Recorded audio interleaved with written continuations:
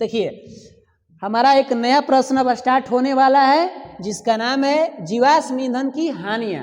Question exam में बनाए जा सकते हैं कि जीवाश्म ईंधन की हानियां क्या है। आप भी कहेंगे कि भाई ये तो प्रश्न अजीब बात है, जीवाश्म ईंधन की हानियां हमने तो नहीं समझा। लेकिन अब हम इस प्रश्न में बात करने वाले हैं कि जीवाश्म ईंधन की हानियां क्या होती है। तो आइए हम समझते हैं कि जीवाश्म ईंधन की हानियां क्या है। आपको ये एक फिगर दिखाया गया है जिसमें ये कोई चिमनी है, चिमनी आप समझ सकते हैं जिसमें से अनेकों प्रकार के धुएं निकाले जाते हैं। ये कोई कंपनी से धुआं निकल रही है, बहुत बड़ी फैक्ट्री है और यहाँ से एकदम धुआं अनेकों मात्रा में क्या हो रहे हैं, निकल रहे हैं। तो अभी पहले ही देखने में आ गया कि जीवाश्म ईंधन की हानियां में चित्र ही बता दे रहा है कि क्या होगा। बता सकता है नहीं बता सकता।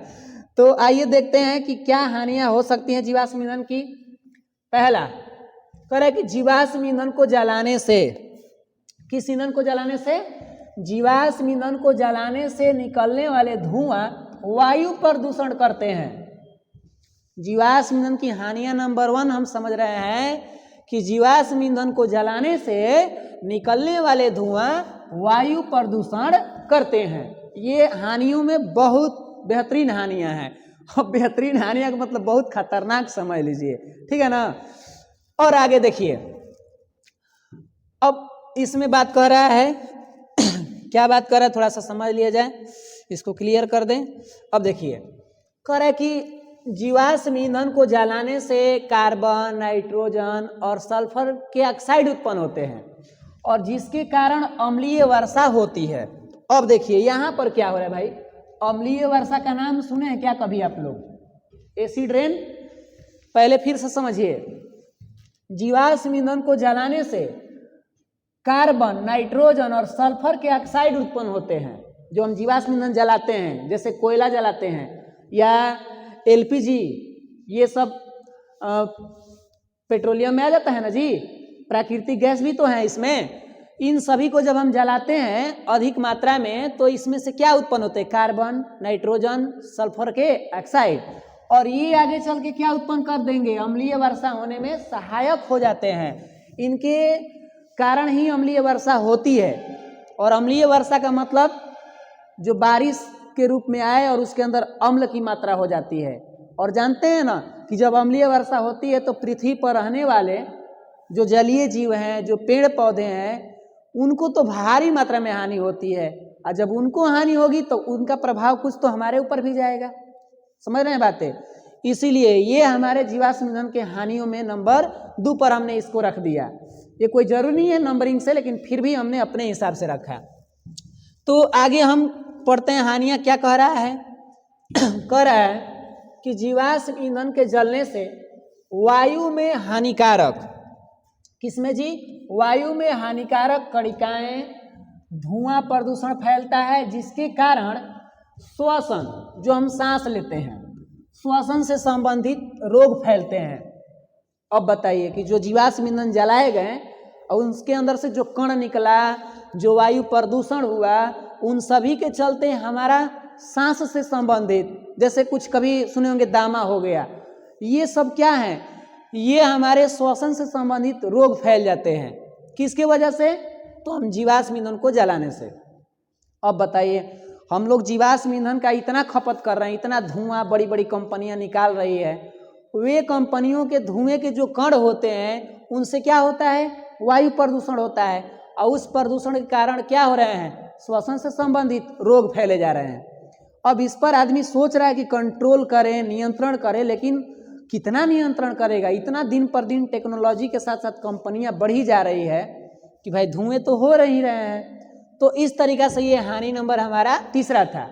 अब हम बात करते हैं चौथा हानि के तरफ कि कार्बन डाइऑक्साइड गैस द्वारा ग्रीन हाउस प्रभाव। ग्रीन हाउस प्रभाव पर भी हम कभी विशेष बातें करेंगे। ये क्या होता है, ये भी अपने आप में समझना जरूरी है। तो ग्रीन हाउस प्रभाव से वातावरण के ताप में वृद्धि हो रहा है। ये जो ग्रीन हाउस प्रभाव है, ये हमारे तापमान को क्या कर रहा है, बढ़ाया जा रहा है, गर्मी उत्पन्न किए जा रहा है। ऐसे तो इसका एक पक्ष हमारे आवश्यकता से भी है, पौधे को सुरक्षित भी करता है ये, लेकिन जब ये आवश्यकता से अधिक बढ़ जाता है ना, तब तो भैया हानि करेगा ही करेगा। ये ग्रीन हाउस प्रभाव क्या होता है, इसमें भी हम बात करेंगे कि ये हमारे जो आ रहे हैं सूर्य से निकलने वाले किरणें उनको अवशोषित करते पृथ्वी पर भेज देता है और पृथ्वी पर तापमान इसका बढ़ जाता है, एकदम आवश्यकता से अधिक बढ़ जाता है, तो वे हमारे ग्रीन हाउस प्रभाव के अंतर्गत आते हैं। इसमें सबसे ज़्यादा कौन से गैस का योगदान होता है? कार्बन डाइऑक्साइड गैस का। और भी बहुत सारे गैस हैं जो कि ग्रीन हाउस प्रभाव उत्पन्न करने में सहयोग देते हैं। तो हम विशेष तौर पर कभी ग्रीन हाउस प्रभाव पर बात करेंगे। अगर आप कमेंट करते हैं कि सर ग्रीन हाउस प्रभाव के बारे में बताइए तो हम वहाँ से बता देंगे। तो अभी हमने देखा क्या क्या हानियाँ होगी किसको जलाने के चलते भाई। तो जीवाश्म ईंधन को जब हम जलाएं तो क्या क्या हानियाँ हो सकती हैं, यहाँ पर लिखा हुआ है कि जीवाश्म ईंधन को जलाने से वायु प्रदूषण, थोड़ा रिपीट कर लिया जाए। दूसरी, जीवाश्म ईंधन के जलाने से जो कार्बन, नाइट्रोजन, सल्फर के ऑक्साइड उत्पन्न होते हैं वे अम्लीय वर्षा के कारण बनते हैं। ठीक है, इन्हीं के कारण अम्लीय वर्षा होता है, ऐसे समझ लीजिए। जीवाश्म ईंधन के जलने से वायु में हानिकारक कणें उत्पन्न होंगी, धुआं प्रदूषण तो फैलेगा ही और इसके वजह से श्वसन से संबंधित हमें रोग हो जाएगा। अब रोग हो जाएगा तो भाई आदमी टन बोल जाएंगे। रोग होगा तो कुछ उपचार है लेकिन खतरनाक हो जाएगा, नहीं ठीक हो पाएगा तो आदमी तो टन बोल देंगे। और इसके पीछे का यहाँ पर क्या है भाई, जीवाश्म ईंधन ने ही इसमें योगदान दे दिया है इस रोग में, श्वसन से संबंधित में। ठीक है ना। और उसके बाद ग्रीन हाउस प्रभाव किस गैस के कारण? कार्बन डाइऑक्साइड गैस के द्वारा ग्रीन हाउस के प्रभाव होते हैं और इस प्रभाव से हमारे वातावरण के ताप बढ़ जाते हैं और हम लोग गर्मी के मारे लगते हैं तड़पने। अभी तो ठंडा के मौसम है, ठीक लग रहे हैं, लेकिन ठंडा गर्मी को याद दिला रही है और गर्मी कहता है ठंडा के याद दिलाओ।